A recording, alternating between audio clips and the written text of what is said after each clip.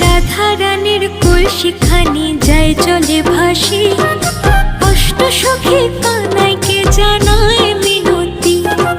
কানাই বলে কলসি আমি এনে দিতে পারি, রাই সখীদের পার করিতে লাগবে পারের করি, রাই সখীদের পার করিতে লাগবে পারের করি।